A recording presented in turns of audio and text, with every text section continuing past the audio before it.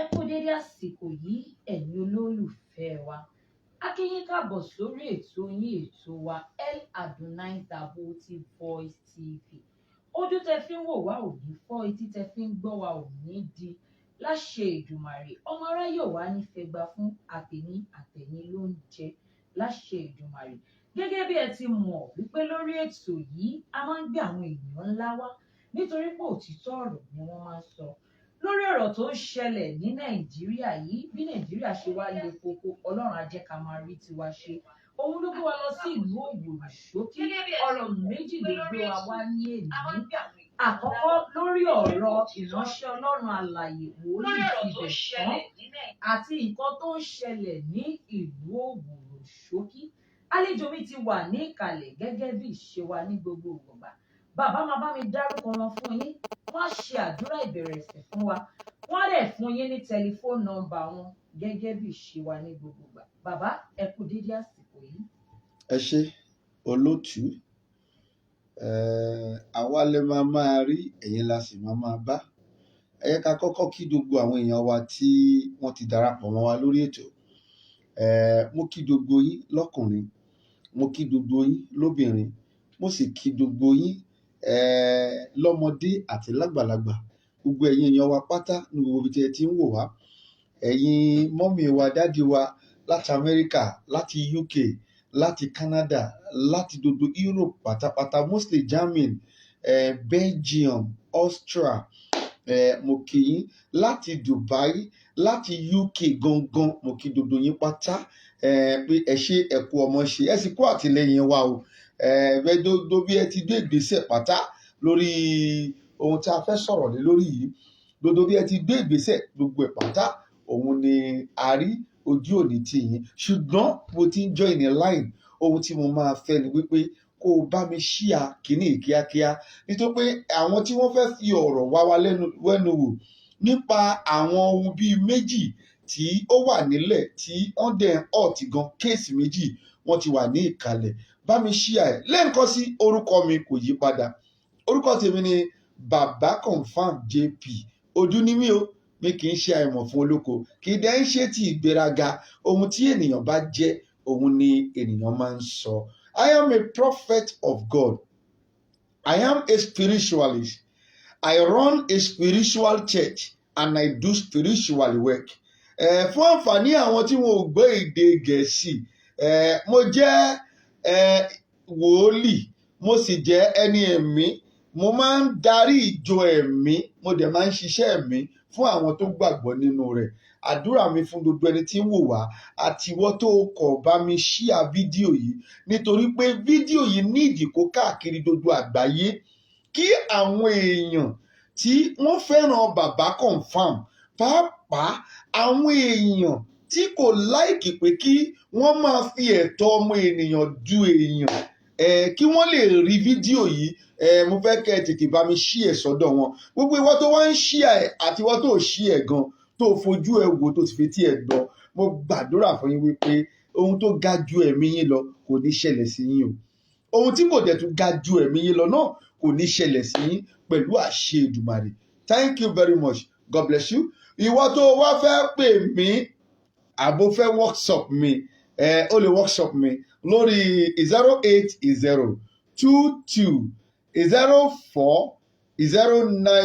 08022040950. Ẹ ṣé gan ni olótù. God bless you. Ẹ ṣé bàbá, ọ̀rọ̀ lẹ ti gbọ́ ẹ̀yin aráalé, pàápàá yín tẹ̀sẹ̀ ń darapọ̀ mọ́ wa lórí ètò. Bàbá, mo ní nǹkan méjì ló gbé wa wá sí ọ̀dọ̀ yín. Àkọ́kọ́ níbẹ̀ nínú ìbéèrè mi ní àṣálẹ́ yìí, ẹ jẹ́ kí n bẹ̀rẹ̀ láti ibẹ̀. Àwọn ènìyàn jàǹkànjàǹkàn, àwọn olólùfẹ́ yín, àwọn aráalé tó ti jẹ́ pé ó tójọ́ mẹ́ta tí wọ́n gbọ́ àwọn ọ̀rọ̀ òtítọ́ lẹ́nu yín. Wọ́n ní àwọn gbọ́ àsọtẹ́lẹ̀ kan tí ẹ sọ nígbà kan, èyí tí wòlíì Tibẹ̀tán sọ wípé bàbá wa Oyèdépọ̀ máa kú ní July ọdún yìí. Àwọn wá rí pé bàbá ò tí ì jáde láyé, August la wà. Èyí tẹ́yìn náà dẹ̀ jáde tẹ́ sọ wípé Olúwa ò sọ bẹ́ẹ̀. Àwọn èèyàn wá ní kí n béèrè lọ́wọ́ yín pé ṣé Olúwa sún ọjọ́ ọkú wọn síwájú ni o àbí ó sì máa padà rí bẹ́ẹ̀? Àwọn aráalé fẹ́ mọ̀. Ẹ ṣe olóòtú, ọ̀rọ̀ làwọn èèyàn yìí túlé nìyí o, ṣùgbọ́n nínú interview yìí màá kàn sọ díẹ̀ lórí ẹ̀ ni. Ohun tó ṣẹlẹ̀ nìyí, gbogbo ẹ̀yin èèyàn wa, èyí tí ẹ rán El Adonai TV tẹ rán sí mi ní èní yìí láti ṣe interview lórí àwọn nǹkan méjì mẹ́ta yìí. Ohun tó ṣẹlẹ̀ nìyí, mo dẹ̀ mọ̀ pé ẹ̀yin náà ti mọ̀ dáadáa. Ìránṣẹ́ Ọlọ́run kan tí wọ́n ń pè ní Tibetan ó jáde, ó sọ fún gbogbo àgbáyé bó ti máa ń jáde nìyẹn.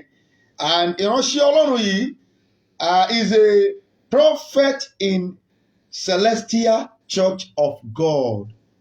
Celestial Church of God ní ìránṣẹ́ Ọlọ́run yìí, ibẹ̀ ni ó darapọ̀ ló ti ń ṣe, that is, it was a pastor or a prophet there. A sì ń pè ní Tibetan. Ó jáde nínú oṣù náà, ó sọ wípé Olúwa sọ fún òun wípé Pastor Oyèdépọ̀ tí ó jẹ́ olùdarí ìjọ Winners Chapel, ó ní ó máa kú ní oṣù July, which is oṣù keje 2023. Mo máa gbé fídíò ẹ̀ jáde, ìwọ náà rí. Gẹ́gẹ́ bí ẹ ti wá mọ̀ wípé ìgbà míì wà àwọn kọ́kọ́ máa dé sí etí ìgbọ́ mi, má dẹ̀ máa wò pé ṣé Olúwa ló rán àwọn ènìyàn yìí. Mo dẹ̀ jáde lẹ́yìn tí mo béèrè lọ́wọ́ Olúwa ṣé Oyèdépọ̀ gẹ́gẹ́ bí Tibetan ti jáde tó sọ wípé Oyèdépọ̀ ìwọ ló sọ fún òun, ó ní Olúwa sọ fún òun o wípé Oyèdépọ̀ máa kú ní oṣù keje, which is July 2023. Mo dẹ̀ béèrè lọ́wọ́ Ọlọ́run náà, tí bóun ṣe mọ Ọlọ́run làwa náà ṣe mọ Ọlọ́run. Àwa wa mọ Ọlọ́run táwọn ń pè, ṣùgbọ́n èmi mọ̀ wípé mo mọ Ọlọ́run dáadáa. Mo lè mọ̀ ní pé wí àti egbò gẹ́gẹ́ bí ẹ ti mọ̀ o, ṣùgbọ́n tá a bá ń pe Ọlọ́run, mo mọ ohun tí wọ́n ń pè ní Ọlọ́run. Mo dẹ̀ jáde lẹ́yìn tí mo gbọ́ ohun tí Olúwa sọ nípa ohun tí ìránṣẹ́ yìí sọ. Mo dẹ̀ jáde gẹ́gẹ́ bí wòlíì Olúwa. Ó ní ẹ gbọ́ o, ẹ̀yin ènìyàn yìí, ẹ má jẹ́ kí àwọn wòlíì èké, ẹ má jẹ́ kí wọ́n deceive yín o. Ẹ má jẹ́ kí àwọn wòlíì tí wọ́n ń ta coupon, because gẹ́gẹ́ bí èmi ṣe rí Tibetan nìyẹn, coupon làwọn ń ta, they forecast. Àwọn máa kọ, wọ́n lọ wo information, wọ́n wo information, they forecast. Ṣé Olúwa lè wí kó tún sọ pé òun ò wí bẹ́ẹ̀ mọ́? Mo dẹ̀ jáde, mo ní Olúwa sọ wípé Oyèdépọ̀ kò sí ikú kankan lójú ẹ̀. Nǹkan tó fi mọ wòlíì nìyẹn. Mo jáde pé ẹ gbọ́ ohun tó Olúwa sọ nìyí. Òun sọ pé Olúwa ló máa kú. Èmi náà dẹ̀ lọ bá Olúwa. Olúwa yìí sọ wípé òun ò rán níṣẹ́ tó sọ yẹn o. Jẹ́ kí n padà lọ sọ fún àwọn ènìyàn wípé kò sí ikú kankan lójú Oyèdépọ̀. Mo dẹ̀ jáde, mo wá sọ. Olúwa ò sún ikú Oyèdépọ̀ síwájú o, gẹ́gẹ́ bí ẹ̀yin tí ẹ rán oníròyìn dé ọ̀dọ̀ mi. Olúwa ò sún ikú Oyèdépọ̀ síwájú. Kò sí ikú lójú Oyèdépọ̀ ni. Irọ́ ni wòlíì yẹn ń pa. Wòlíì Tibetan irọ́ ló ń pa. Ibi tá a ti ń mọ wòlíì ni pé kó sọ pé báyìí lolúwa wí, kó dẹ̀ rí bẹ́ẹ̀. Bí nígbà táwọn kan jáde, ìgbà tó fẹ́ ṣe ìdìbò presidential election, àwọn kan ní wọn ò ní ṣe, àwọn kan ní wọ́n máa sún síwájú, àwọn kan ní kò tiẹ̀ ní sí president Nàìjíríà rárá. Wòlíì dẹ̀ ní gbogbo wọn, nítorí tí mọ wòlíì nìyẹn.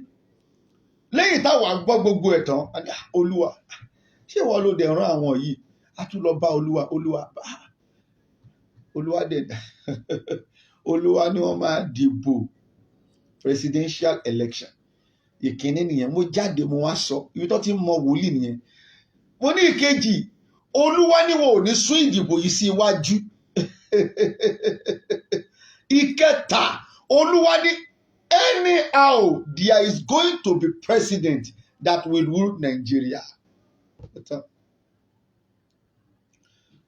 Ó dẹ̀ ṣe those three things which I said they have come to pass. Ibi tí a ti mọ̀ wòlíì nìyẹn gẹ́gẹ́ bí ohun tí àwọn èèyàn wa rán ní ṣe wa ẹni tí ń wá fi ọ̀rọ̀ wá di lẹ́nu wa ikú kankan ò lè pa Oyèdépò yóò pé kò sí ikú lójú ẹ̀ báyìí kò sí ikú kankan ò lè pa irọ́ ni wòlíì yẹn pa àlàáfíà ní fún ẹ ṣé gan ni olóòtú.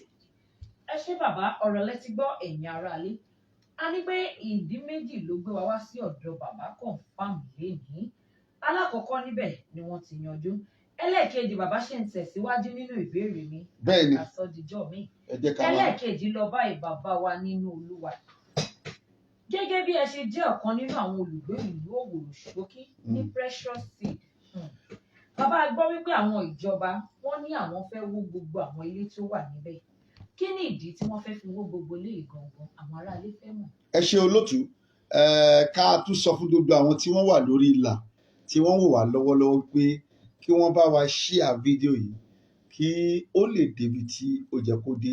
Nǹkan kan tí mo gbàgbé lẹ́ẹ̀kan láti fi wọ̀nyí òun níbi tí Tibetan tó ti sọ wípé Oyèdépò ó máa kú nítorí wọ́n ti gbé pósí ẹ̀ wá nínú oṣù yìí. Lẹ́yìn náà màá wá dá màá tún rọ ẹni tí ó wá interview wa yìí àtúrọ̀ wọn pé kí wọ́n béèrè question ẹlẹ́ẹ̀kejì padà ẹ ṣé gan ṣùgbọ́n wọ́n fẹ́ fi fídíò yẹn wọ̀n wá ibi tó ti sọ.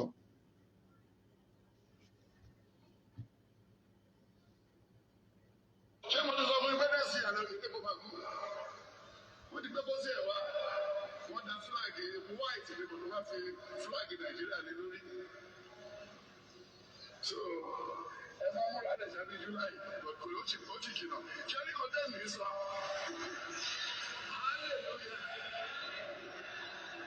ẹ fẹ́ gbọ́ mi ni. bọ́ọ̀rọ̀ ṣe é lọ mi ò rán yín sí o wọ́n rán mi sí yín ni o mo ti mọ̀ rán ẹ̀yìn sí òun ẹ jẹ́ kó rí fúnra ẹ̀. yẹ kí tún bẹ sáré yẹ kí tún bẹ pílì ẹ lẹ́ẹ̀kan sí. ṣé mo ti sọ fún ẹgbẹ́ dẹ́sí àná yìí tẹ́kọ̀ bá kú wọ́n ti gbé bọ́sí ẹ̀ wá wọ́n da fúláàgì white ní kòtò wá fi fúláàgì Nàìjíríà lé lórí. so ẹ máa múra dẹ̀ sábẹ́ July kò ó ti jìnnà ṣé ní kò tẹ́ mi sọ.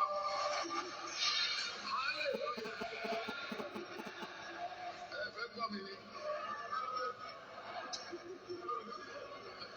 bọ́ọ̀rọ̀ ṣe é lọ mi ò rán yín sí o wọ́n rán mi sí yín ni o mo ti mọ̀ rán ẹ̀yìn sí òun o ẹ jẹ́ kó rí fúnra ẹ̀. yà ẹ ṣé olóòtú ẹ lè tún béèrè question yẹn padà God bless you. ìbéèrè tí mo béèrè rèé bàbá àwọn olólùfẹ́ yín ní pé bẹ́ẹ̀ ṣe jẹ́ ọ̀kan nínú àwọn olùgbé ìlú Oworoshoki ní Precious Seed wọ́n ní àwọn gbọ́ wípé àwọn ìjọba fẹ́ wá wó ibẹ̀ wọ́n ní kí ni ìdí tí àwọn ìjọba fi wá fẹ́ wó gbogbo ilé tó wà níbi ibẹ̀ gan-an.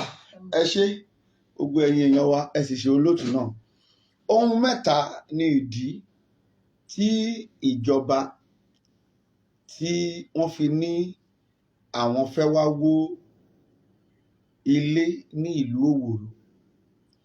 Ohun kìíní nìyí wọ́n sọ wípé àwọn fẹ́ wó ilé ní ìlú Òwòrò yìí because àwọn ilé yẹn wọ́n kọ́ they were on a wetland meaning gẹ́gẹ́ bí ohun tí agbẹjọ́rò tí àwọn advice tí a dọ́ nígbà tí wọ́n ń try láti máa expatiate láti lè jẹ́ ká mọ̀ nípa ohun tí ìjọba kọ sínú ìwé tí àwa rí tí wọ́n fún àwọn ibi tí wọ́n ti wó ní o wọn ò gbé ìwé dé ọ̀dọ̀ wa o àwa ò rí ìjọba kankan tó wá fún àwa ní notice níbi tá a wà ohun tí àwa rí nínú ìwé tí wọ́n ní wọ́n fún àwọn ibì kan ní apá ìhà Òwòrò yìí ni tọ́lọ́ fún wọn ohun tí a rí ń bẹ̀ nìyí pé àwọn ń bọ̀ láti wá wó ilé tí ó wà lórí wetland that is ní orí omi. Ìdí kejì ni pé àwọn ilé tó jẹ́ pé they were shanty tó jẹ́ pé ilé tí wọ́n fi igi kọ́. Ìdí tí wọ́n dẹ̀ ṣe sọ bẹ́ẹ̀ ni wípé gbogbo ọ̀pọ̀lọpọ̀ ilé tí wọ́n fi igi kọ́ àwọn ọmọ burúkú òun ni ó ń gbé ní ibẹ̀. Ìkẹta, wọ́n sọ wípé ìdí táwọn ṣe fẹ́ fọ́ òun ni wípé àwọn ilé tí à ń sọ ìtọ́ ń pè ní shanty house yìí ilé yẹn wọn ò ní toilet. No toilet.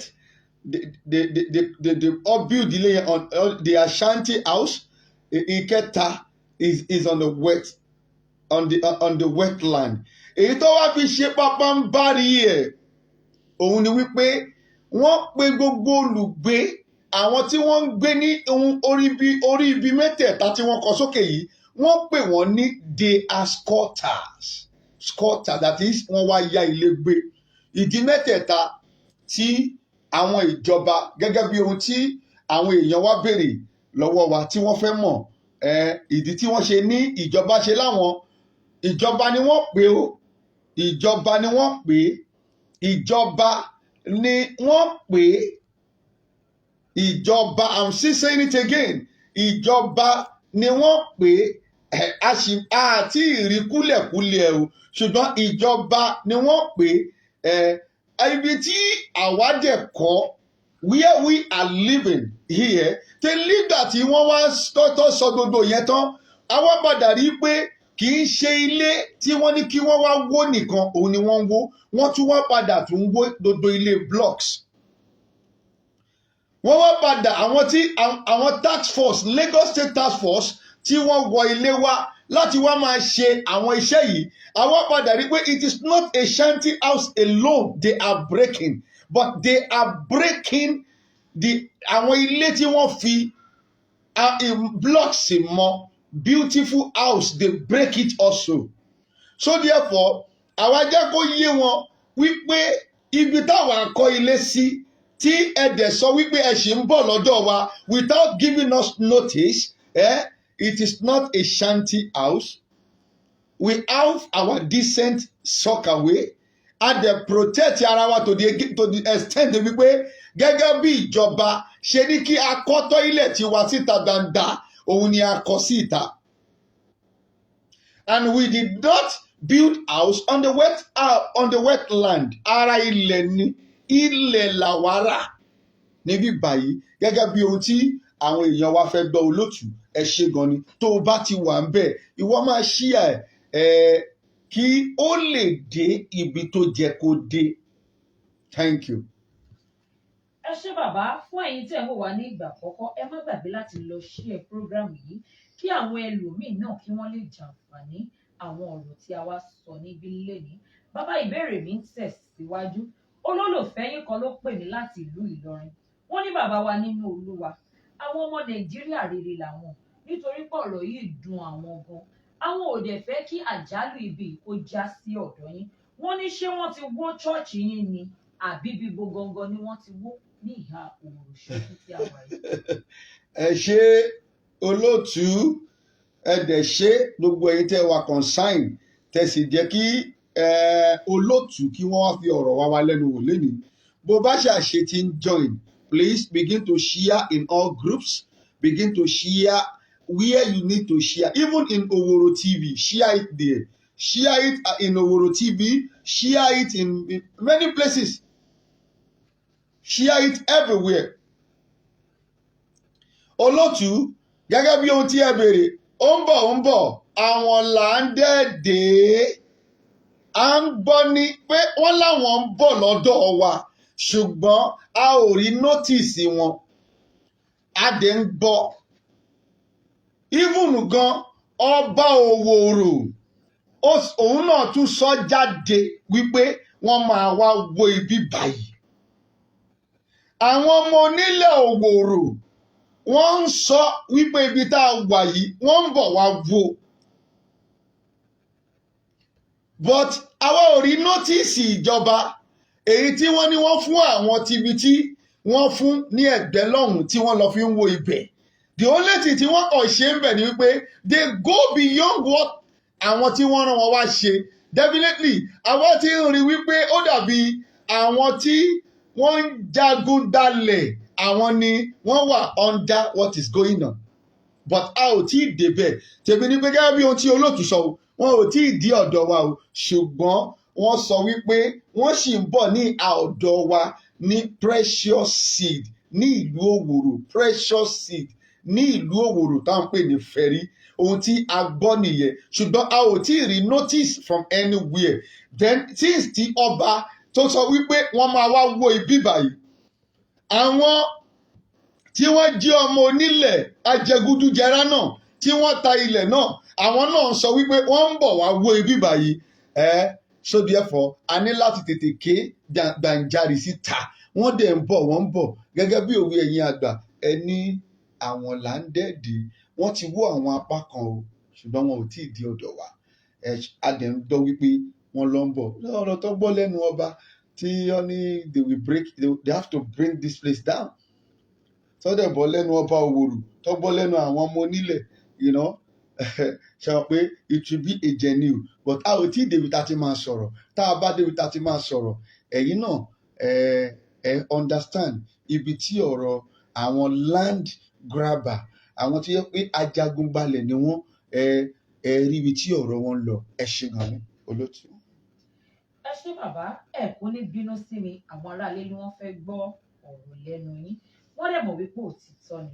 Babaconfirm gẹ́gẹ́ bí ayé ti ń pe Babaconfirm.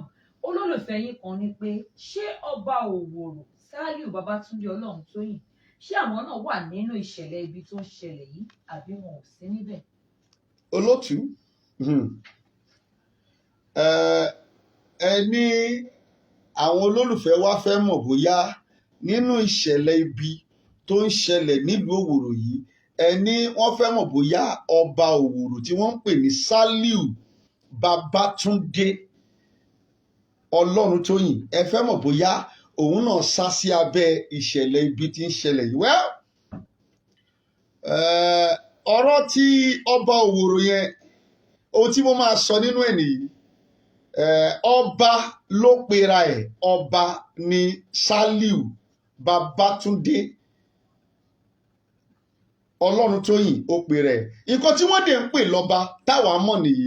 This is the way I want to answer your questions. Tí mo dẹ̀ fẹ́ yẹ kí àwọn èèyàn wa kí wọ́n understand.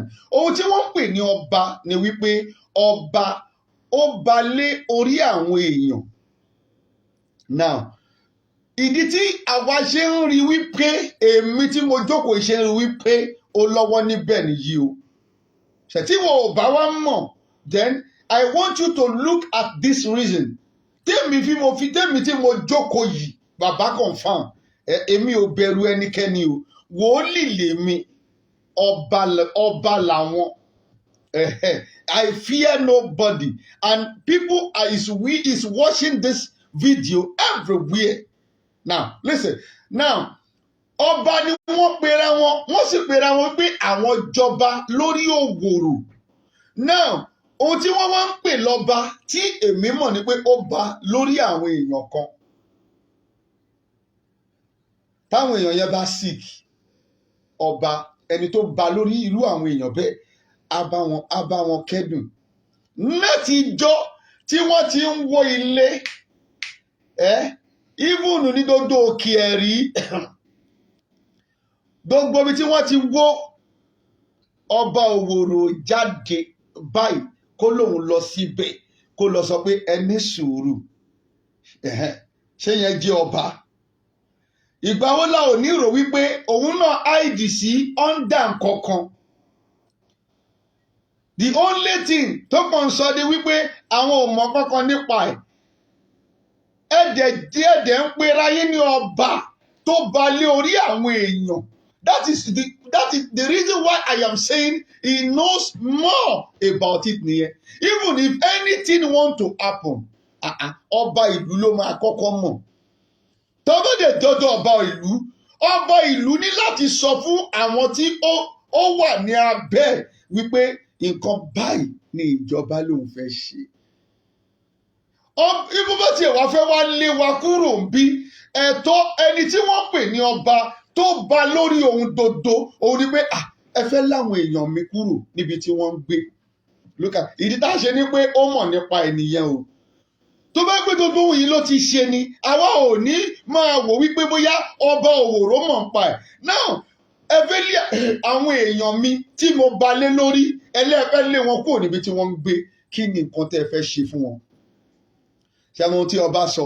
Ọba ní pé òun ti yọ owó òun pátápátá, òun ò mọ nǹkan kan nípa ẹ̀. That is people that is up to 30,000 people. 30,000 people, they want to displace them. Wọ́n tẹ̀ ti displace a lot of people, a lot of family, a lot of children. Ẹ wá wo bí àwọn ọmọ wẹ́wẹ́wẹ́ èyí tí wọ́n ṣẹ̀ṣẹ̀ bí ọlọ́dún kan, ọlọ́dún méjì, ọmọ oṣù mẹ́fà, ọmọ ọ̀sẹ̀ mẹ́ta tí wọ́n ń sùn ní ìta gbangba. Ọba tó pèrè ẹ̀ ní ọba. I really want to know kí ni ìdí tí wọ́n fi jẹ́ ọba. Mi ò bẹ̀rù ẹnikẹ́ni o. Àwọn tí wọ́n dẹ̀ mọ Babaconfirm wọ́n mọ̀ dáadáa. I fear nobody. To anywhere I can go with them. Ohun tí mò ń sọ yìí, kí ni ìdí tí wọ́n fi pè wọ́n ní ọba nígbà tó jẹ́ wípé àwọn tí ẹ bá lé lórí ẹ ò lè pàṣẹ information fún wọn. Kí ìjọba tó lóun lè wá ṣe anything lórí ilẹ̀ yìí wọ́n gbọ́dọ̀ ti rí ọba tó ní tí ó bá lórí ilẹ̀. Nígbà tó bá dẹ̀ wá rí ọba tó bá lórí ilẹ̀ ẹ ní sùúrù kóun gbé mẹ́sẹ̀gì yín lọ bá àwọn tóun bá lé lórí nǹkan. Àwọn dẹ̀ dí ọ̀dọ̀ tiwa ọ̀ kí wọ́n pè wá sínú palace pé ẹ wá ẹ̀yin olùgbé ibi báyìí báyìí o àgbẹ̀ information báyìí ní ọ̀dọ̀ gọ́ọ̀mẹ̀ntì o nǹkan báyìí lọ sọ. Nǹkan tí wọ́n wá ń pè ní ọba táwa mọ̀ o ní láti lọ bá gọ́ọ̀mẹ̀ntì tó bá pé tòótọ́ you don't hide under it because láti àtètèkọ́ṣe nígbà ayé bàbá yín ní wọ́n ti fi ojú sí bíbá yìí lára tí wọ́n fẹ́ gbà ibi tí wọ́n pè ní precious seed ìfẹ́ rí. We are going to any length with you and with anybody that is hiding under the government tí wọ́n fẹ́ fi sọ gọ́ọ̀mẹ̀ntì lẹ́nu pé gọ́ọ̀mẹ̀ntì ló ní káwọn wá fọ. Ṣé ilé tí èmi ń gbé ṣé ó jẹ́ ilé onígi 2-story building tó wà níbi tí mo kọ́ ṣé ilé onígi ni tẹ́ fẹ́ fọ?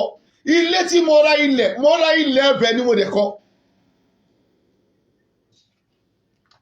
Now as a king ohun tí àwa tá a lóye ẹ̀yin lérò pé orí àwa ò pé you think people that is living here they are fools. Ohun tí àwa tẹ̀yìn ní ẹjọba lé lórí tá a nídìí lọ́dọ̀ yìí pé gọ́ọ̀mẹ̀ntì fine agbọ́pẹ́ ẹ fẹ́ fọ ok tẹ́ bá wá fẹ́ fọ kí lẹ fẹ́ ṣe fáwọn èèyàn wa. Ọba Òwòrò tó péré ẹ̀ ní Saliu Babatunde he does not even say about that. The only thing he is saying is that àwọn yọwọ́ wọn ọwọ́ àwọn ò sí bẹ́ẹ̀ no 30,000 people more than 30,000 people living in here in àwọn area bíi tí wọ́n náà fẹ́ fọ more than 30,000 people. Àwọn ọmọ yín dẹ̀ sùn nínú ilé. Àwọn ọmọ yín wọ́n sùn nínú ilé. Aya yín sùn nínú ilé. Àwọn ọmọ yín ti lọ dọludé báyìí sí. Most of them ti lọ dọludé. Ìmílẹ̀ ti lọ sí UK. Ìyẹ́pẹ́ nínú ọludé lọ́wọ́. Ìmílẹ̀ ti lọ sí Amẹ́ríkà.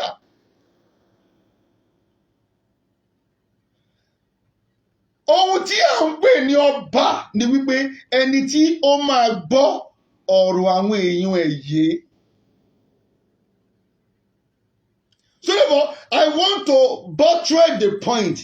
Nǹkan tí èmi fi rò ó lọ́kàn mi wípé ọba Òwòrò náà ó wà nínú ohun tí ó ń ṣẹlẹ̀ yìí. Kó tó bá jẹ́ pé ọba ni yín tòótọ́, you must have sympathy on your people. You must be the voice of your people. You are not our voice. That is why I said. Mo fi reply yín gẹ́gẹ́ bí ohun tí àwọn èèyàn wá béèrè pé ṣé ọba Òwòrò ṣó wà ní ṣé kò ń ṣe pé ó wà lábẹ́ ohun tí wọ́n ń ṣe yìí tí wọ́n fẹ́ fọ́ ilé onílé bóyá wọ́n fẹ́ gba ilẹ̀ onílẹ̀ lọ́wọ́ àwọn èèyàn láti tún lọ tún tà fún àwọn kan. Anybody we call a king. That ohun tí ó ń sọ ni wípé àwọn èèyàn kan wà lábẹ́ wọn ò lágbára. Ìwọ ló dẹ̀ máa ṣọba lórí wọn. You will be their mouthpiece. But in these situations, Saliu Babatunde Olorotoyin has never come out for once. Come to this area pé báyìí ni o. Ṣùgbọ́n ní ìjọ́ tí wọ́n fẹ́ dìbò Tinubu, I saw him walking up and down. Tó fẹ́ wá kó àwọn èèyàn láti lọ dìbò fún Tinubu. Yeah! Tó fẹ́ wá kó àwọn èèyàn láti jẹ́tì táwọn àbí báyìí láti inú fẹ́rí yìí, I saw him. Tó wá bẹ́ẹ̀ sí ń kó àwọn èèyàn pé kó wá lọ dìbò fún Tinubu. But nígbà tí àwọn tó dìbò fún Tinubu yìí tí wọ́n dìbò tán, ohun tẹ́ ẹ lè ṣe fún wọn náà ni wípé kí wọ́n wá fọ́ ibi tí wọ́n ń gbé, kí wọ́n wá ba ibẹ̀ jẹ́ pẹ̀lú iná. Bó dẹ̀ ṣe wá ba ibẹ̀ jẹ́ náà, ohun táwọn wá ń pè lọ́ba tá fi kó dẹ̀ pé ẹ̀yin náà àìdìsá bẹ́ẹ̀ ni wípé àná o, lọ́wọ́ ń bẹ o, àwa ò lọ́wọ́ ń bẹ o, ẹ ò sympathize. You don't see you as you are the spokesman of the people under you. So therefore, olótù èmi jẹ́ kí wọ́n yé wọn pé àwọn náà wà ní with what I saw ejò lọ́wọ́ nù tó bá fẹ́ bí ohun tó ń ṣẹlẹ̀ even till now báyìí ṣe sọ̀rọ̀ yìí a ò tí ì mọ̀, we have not know exactly who is tó ń ṣe iṣẹ́ yìí. And as a king of a community, ẹ̀yin ti mọ̀ ó dẹ̀ jẹ́ kí ẹ jáde láti wá sọ pé àwọn báyìí ló ń ṣe o, ṣùgbọ́n ẹ̀yin ti lọ bá wọn o, nǹkan báyìí lọ sọ o, àwọn náà so possible you have to be a spokesman of your people. That is all. As a prophet, I am a spokesman of my member. Anything happen, I have to be there.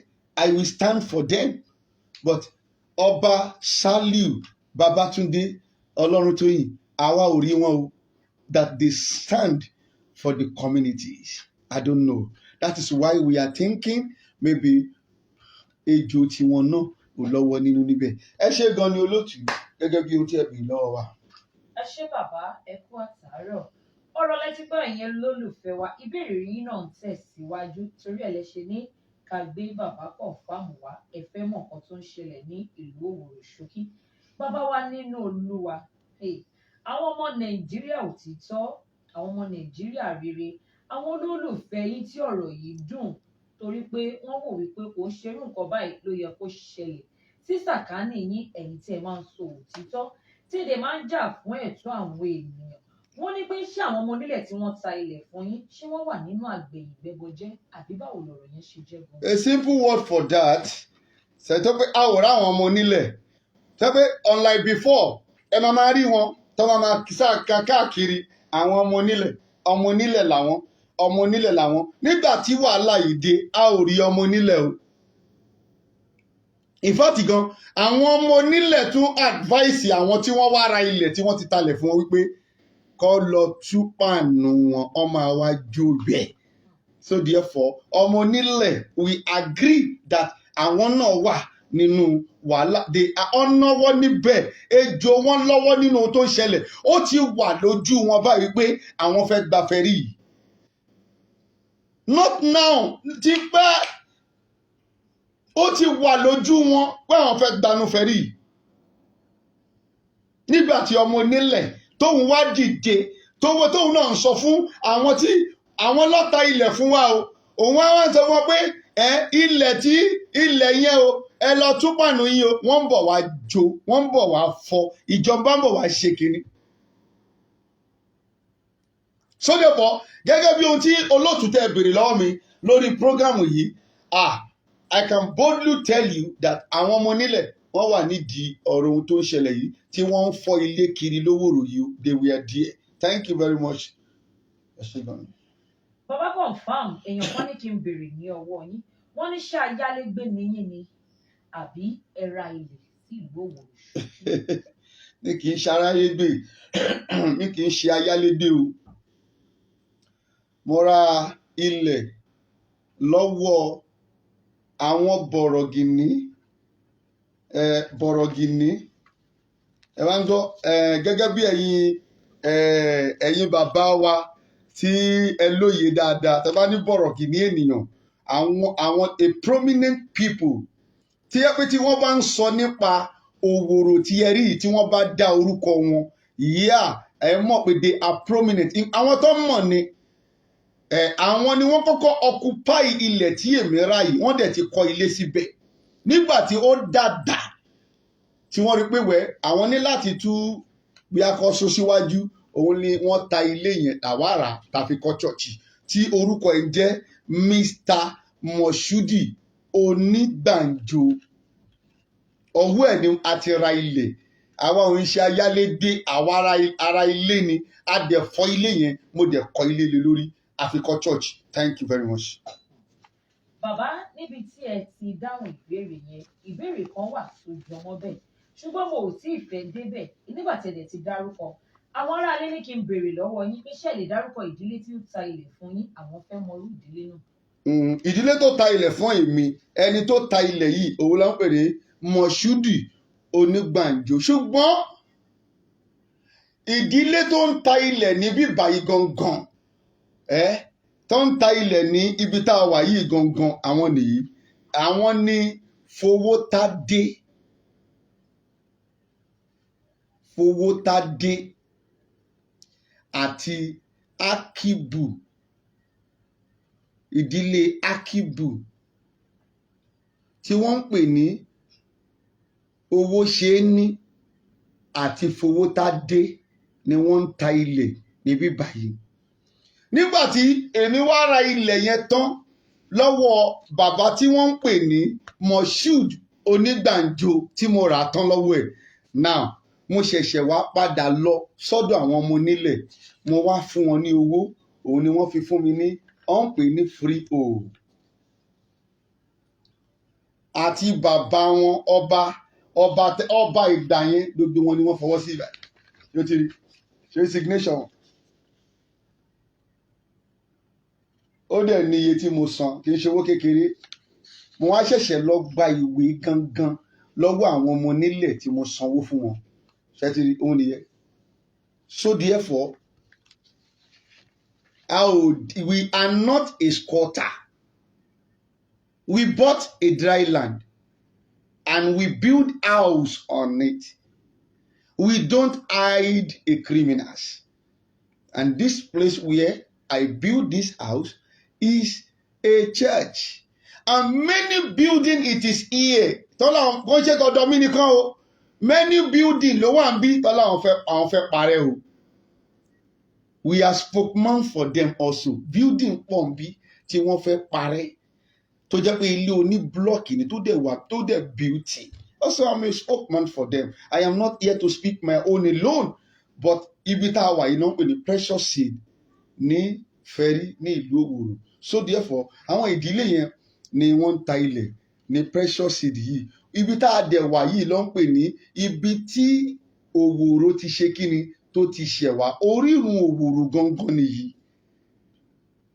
Ṣé báwo ló ṣe máa sọ wípé orírun Òwòrò yẹn gangan òun làwọn fẹ́ parun ló possible ní ibi tí Òwòrò gangan ti ṣẹ̀ wá kó tó di pé Òwòrò ń lọ sókè.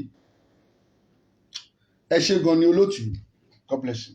Ẹ ṣé bàbá ẹ jẹ́ kí n máa bá ìbéèrè mi lọ nítorí a ò ní àkókò púpọ̀ lórí ètò ìlénìí.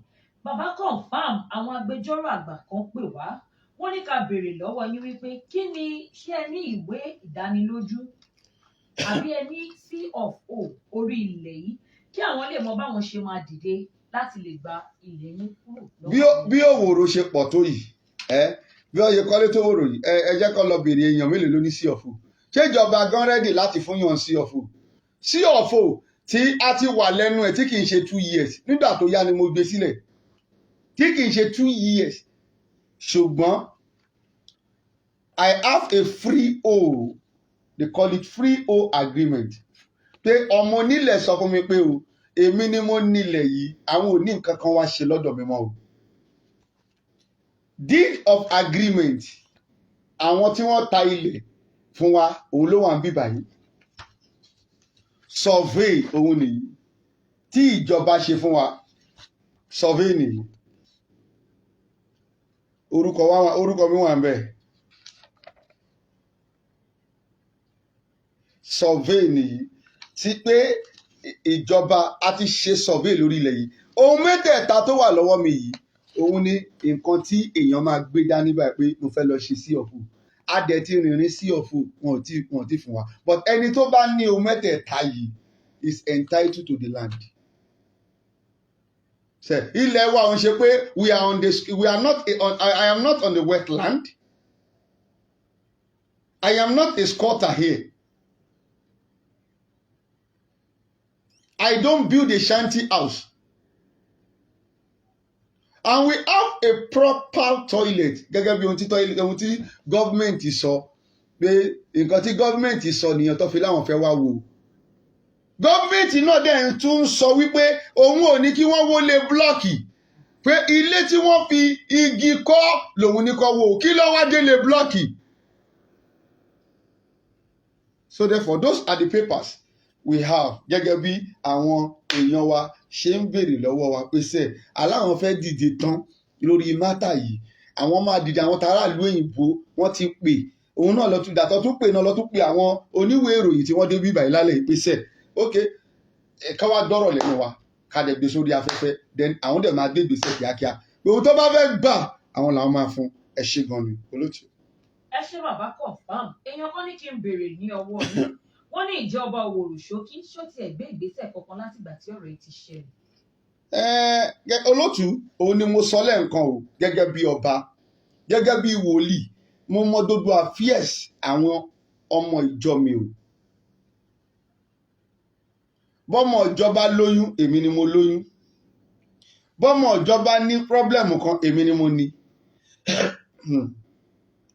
But lórí issues tó ń ṣẹlẹ̀ yìí tí wọ́n ń wó ilé kiri lówòrò yìí èmi ò rí ọba Òwòrò tó gbé ìgbésẹ̀ kankan. Pé tí ọba Òwòrò bá gbé ìgbésẹ̀ bẹ́nìyàn bá jorí àwọn ni á sunkún tó bá débi tí wọ́n ti wó àwọn èèyàn ti gbogbo fídíò ẹ̀ wà lórí íńtánẹ́ẹ̀tì. Bẹ́nìyàn bá jorí àwọn ni wàláhì wàá sunkún sẹ́ wàá sunkún. A ò rí ọba Òwòrò kó gbé ìgbésẹ̀ kankan. The only thing tá dẹ̀ ń gbọ́ tó bá gbé ó gbé ìgbésẹ̀ ni a ò lè máa gbọ́ pé òun ò náwó kankan níbẹ̀ òun ti yọ ń bọ̀ kólíkálukú ó tún sọ fún àwọn kan àwọn prominent kan níbẹ̀ ẹ lọ yọpá àánú yín wọ́n ń bọ̀ wá sun ibẹ̀. So therefore in one word ọba Òwòrò gbé ìgbésẹ̀ ọba Ṣálíù Babátúndé Ọlọ́run tó yìí kò gbé ìgbésẹ̀ kankan pé ohun tí ẹ jọba lé lórí òun ni àwa tẹ́ ẹ wá jọba lé lórí yẹn ó dàbí ẹni pé we are nothing before you ẹ fẹ́ clear àwa dànù kẹ́ lọ kó àwọn èèyàn wá látàjà kẹ́ lọ kó àwọn èèyàn wá láti VI and it is not possible. Ibi táwa ti wà àwọn olùgbé most of àwọn kọ́wọ́ yìí báyìí they were 34 years àwọn 27 years àwọn 40 years they were here and they bought the land. Ẹ wá dé lóru ọjọ́ kan ẹlẹ́fẹ́ fọ́bẹ̀ ẹni it is shanty ṣé ilé tí mo kọ́ which is 2-story building is it a shanty house? Ẹ wá displace people many people lọ ti displace wọn ò kíá ọba báwo lọba ò ṣe ní kíá nípa àwọn èèyàn tó wà lábẹ́ òkè báwo lẹ ṣe fẹ́ sùn báwo lẹ ṣe fẹ́ sùn kó jẹ́ kó lọ bájọba àwọn tẹ́ fẹ́ lè yìnbó lọ fẹ́ lọ àwọn tí wọn ò lówó tí wọn ò ní nǹkan kan àwọn tí wọn ò jẹ́ èèyàn. And every one of you are sleeping in your house. You are okay. You drive any car you want. You build any house you like.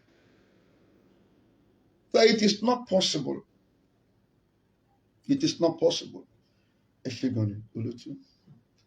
Ẹ ṣé bàbá ọ̀rọ̀ lẹ́tí gbọ́ ẹ̀yin olólùfẹ́ wa mo ń tẹ̀síwájú nínú ìbéèrè tẹ́ni ìbéèrè lọ́wọ́ bàbá torí pé ẹ fẹ́ dìde náà lẹ ṣe ní kí n bá yín lọ bá Babaconfirm láti lè gbọ́ òtítọ́ lẹ́nu wọn kí ẹ lè mọ ibi tí ẹ fẹ́ dojú ìjà kọ.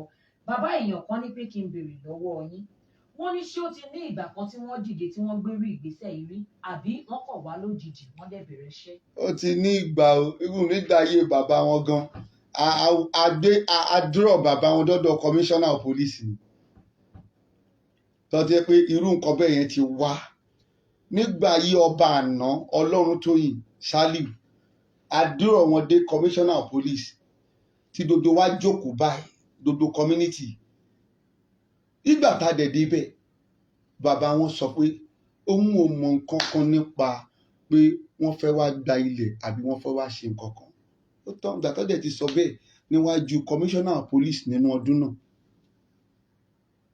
wọ́n dẹ̀ dissolve matter láti ìgbà yẹn a ò gbúrò nǹkan kan until ìgbà tí ọmọ ẹ̀ tí ó tún padà bọ́ sórí oyè tí wọ́n ń pè ní ọba Ṣálíù Babátúndé Ọlọ́runtóyìn ṣẹlẹ̀pọ̀ irú ẹ̀ ti fẹ́ ṣẹlẹ̀ rí but agbé ìgbésẹ̀ náà ni a dẹ̀ drag ara wa dé ọ̀dọ̀ commissioner of police wọ́n dẹ̀ wá bẹ́ẹ̀ wọ́n dẹ̀ wá sọ̀rọ̀ àwọn ò mọ nǹkan kan nípa ẹ̀ o àwọn ò rányàn pé wá gba nǹkan kan o àwọn ò mọ anything ló fà kẹtọ́ dẹ̀ ti sọ bẹ́ẹ̀ ṣèbìtà téèyàn ti sọ pé òun ò mọ nǹkan kan pa ẹ̀ tá oníkálukú dẹ̀ ti lọ létí a ò dẹ̀ gbọ́ nǹkan kan nípa ẹ̀ definitely ó dẹ̀ sọ pé kó irú ẹ̀ kó má ṣẹlẹ̀ commissioner of police lẹ́yìn tá a ṣe meeting yẹn tán commissioner of police ìgbà yẹn ó wá sínú bíbá ẹ̀ wọ́n dẹ̀ wá sọ fún wa ok báyìí báyìí ẹ ṣe bíbá ẹ̀ báyìí ẹ má jẹ́ kó rí báyìí fine I will take to the order ẹ ṣe olóòtú. ẹ ṣé bàbá ẹ kú àti àárọ̀ àgbà yín adalẹ ẹ̀mí dàgbà yá Ọlọ́run ní jẹ́ kí ẹrù wá di ẹrù ẹlẹ́rù. Àmín Ọlọ́run. àwọn olólùfẹ́ yín ní wípé ọ̀rọ̀ yìí dùn àwọn ó dẹ̀ ń pa àwọn ní omi nínú wọ́n ní wípé á tún àwọn èèyàn mélòó tí wọ́n gbé ní Precious Close community gangan tí àwọn dẹ̀ mọ̀ wípé wọ́n ti wó ọ̀pọ̀lọpọ̀ ilé àwọn èèyàn wọ́n ní ibo ni àwọn èèyàn wá farapamọ́ sí báyìí. Gẹ́gẹ́ bá a ti sọ ìwọ̀nba díẹ̀ ni wọ́n sì wò ní ẹ̀yìn tọ̀dọ̀ wa ṣùgbọ́n púpọ̀ ni wọ́n ti wó dànù ní apá ìhà ibòmíì tí Òwòrò. So we talk about even here alone we talk about 30,000 people that are living here but this to gbogbo ohun tó ṣẹlẹ̀ yẹn àti ohun táwọn ọmọ onílẹ̀ gan tún sọ fún pé ẹ tún pàánù yín ọ̀pọ̀lọpọ̀ èèyàn ló ti sá lọ ọ̀pọ̀lọpọ̀ èèyàn ni kò fẹ́ ṣòfò ara kí wọ́n tún ṣòfò ẹrù they have left to unknown destinations. Ẹ ṣé gan ni olóòtú. ẹ ṣé bàbá kí n tó dágbére lórí ètò lénìí àwọn aráalé ní kí n béèrè ìbéèrè yìí lọ́wọ́ yín wọ́n ní nítorí pé àwọn fẹ́ mọ̀ wọ́n ní bàbá wa nínú Olúwa kí ni ẹ fẹ́ kí ìjọba kó ṣe fún yín àti àwọn ará ìlú lórí ọ̀rọ̀ yìí àwọn olólùfẹ́ yín tún sọ wípé ọ̀nà wo ni ẹ fẹ́ kí àwọn gbà láti ràn yín lọ́wọ́ lórí ọ̀rọ̀ tó wà nílẹ̀ yìí. Ṣé olóòtú ìkíní ìjọba Èkó ohun tó sọ ni wípé òun jọba lórí ará Èkó and they are for the welfare lórí gbogbo ará Èkó àwa ò expect irú nǹkan báyìí lọ́wọ́ ìjọba Sanwó-Olú pé kí wọ́n ṣe fún wa.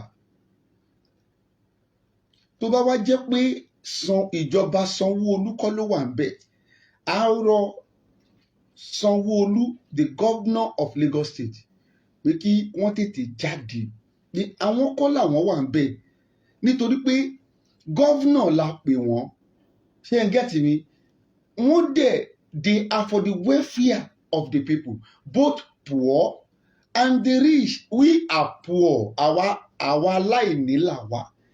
Now ohun táwa wá ń rí ni wípé wọ́n fẹ́ jẹ àwọn oúnjẹ àwa aláìní wọ́n ń jẹ wá níyà tí kò dẹ̀ jẹ́ kó rí bẹ́ẹ̀ ẹni tí kò bá ní ṣèbí irú ilé tágbára ẹ̀ bá ká ló máa lọ gbà.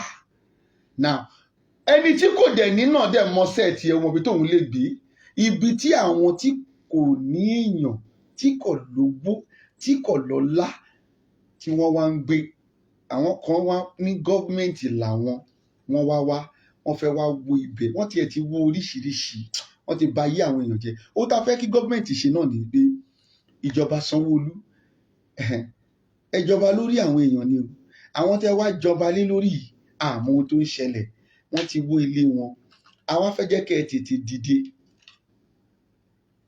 lórí ẹ̀ tó bá láwọn pé wọ́n wà níbẹ̀ náà tí kì í ṣe yìí ẹ tètè dìde kẹ́ bá wa ja ìjà yìí kíákíá ìyẹn lọ bẹ́ẹ̀. Ganiu ọ̀kan làwọn tó jẹ́ wípé ó wà ní Lagos State House of Assembly tí kò ṣọ̀fẹ́ a fẹ́ jẹ́ kí ẹ tètè dìde ẹ mọ̀ pé ẹ jọba lórí àwọn èèyàn kan àwọn tẹ́ wá jọba lé lórí yìí àwọn ni wọ́n ní pírọ́blẹ́mù yìí ẹ dẹ̀ ní láti dìde kíákíá nítorí pé àwọn tẹ́ jọba lé lórí they were having problems ẹ ní láti dìde kíákíá ìdí tẹ́ ẹ dẹ̀ ṣe jọba lé wa lórí òun ni wípé you will take care of us when we are in pain you will share in our pains.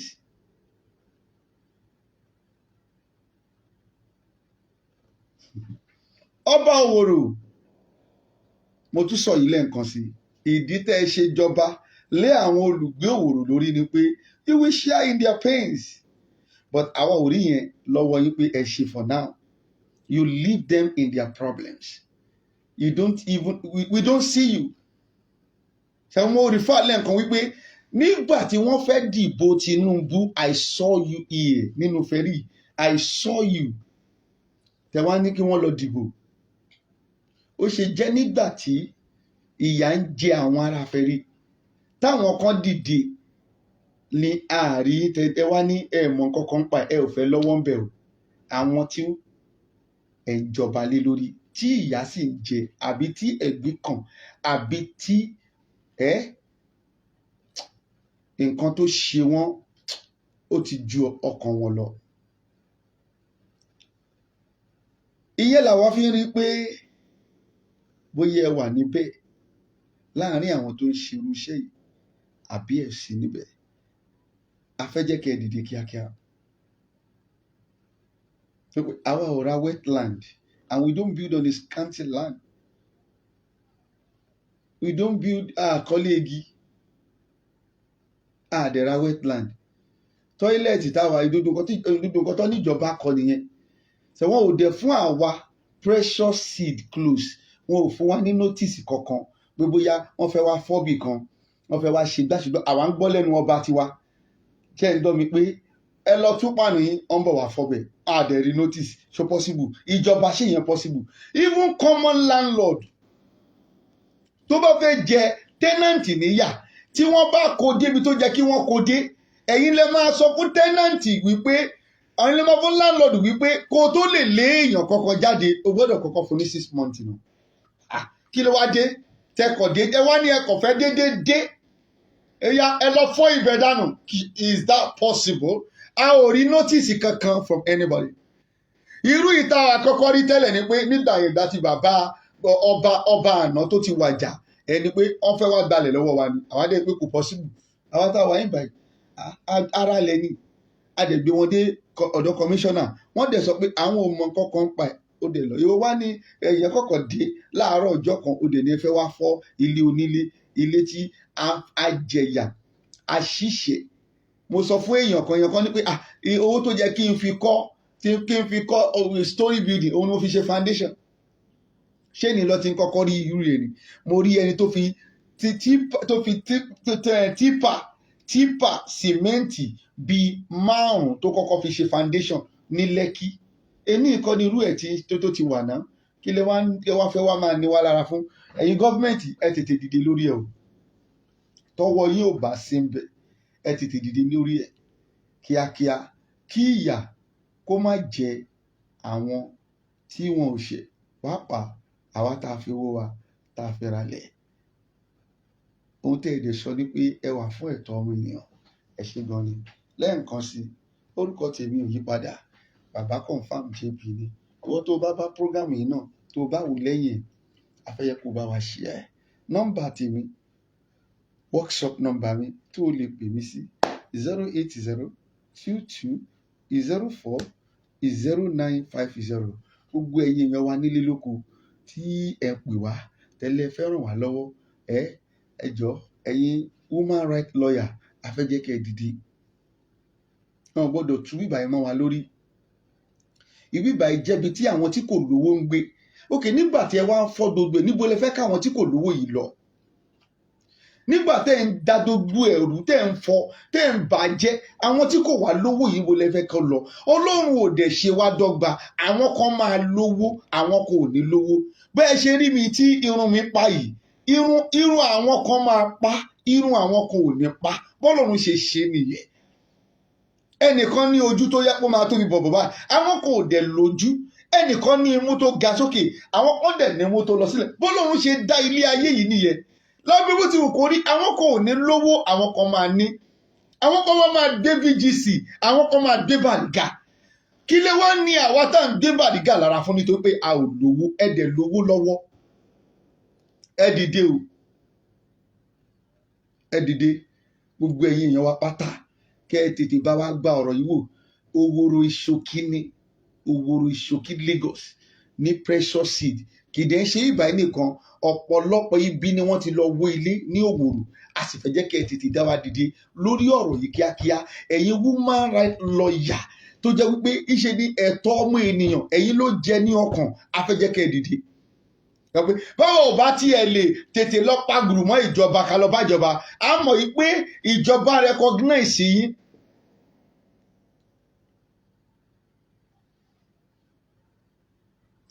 ẹ̀yin woman right lawyers ẹ tètè bá wa dìde ẹ̀yin tẹ́ ẹ dẹ̀ túmọ̀ wọn náà ẹ share fídíò wa yìí débẹ̀ kí wọ́n lè dìde ìrànlọ́wọ́ fún wa kí ìyà olótìtọ́ kó má padà kú sí ipò ẹni tó ṣe ẹ ṣé gan ni God bless you lẹ́ẹ̀kan sí nọ́mbà mi tún nìyí 08022040950 God bless you ó dìgbà kan náà thank you.